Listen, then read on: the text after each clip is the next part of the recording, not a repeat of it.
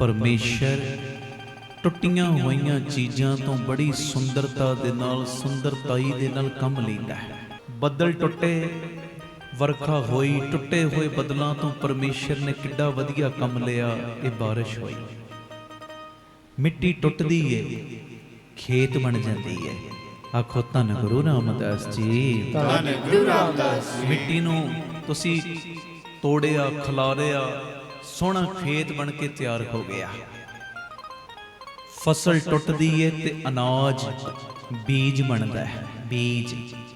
धन गुरु रामदास जी, धन गुरु रामदास जी। ते जदों बीज टुटदा है ना ते नवा एक बूटा, नवा एक पौधा बन जाता है। प्यार न लखो ने जी, धन बाबा दीप सिंह जी। ये मेरी बेनती है, इस करके जिंदगी दे किसी भी मुकाम ते जे तुसी अपने आप नूं टुटा होया महसूस करो ना, मैं टुट गया।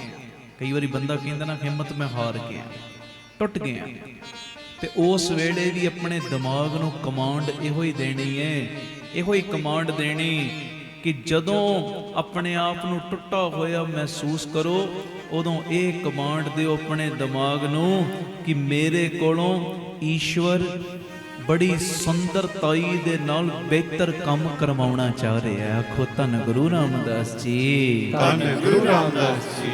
मेरा उपयोग करना चाह रहा मेरा गुरु रामदास, मेरा बाबा दीप सिंह किते मेरी चंगी थां ते वरतों करनी चाह रहा है जी।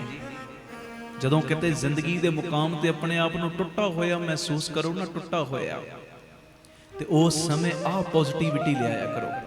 एवें रोने धोने नहीं, हाय मेरा की बनेगा, मेरे लिए तो सारे बूहे बंद हो गए, मेरा कितना किवें चलेगा।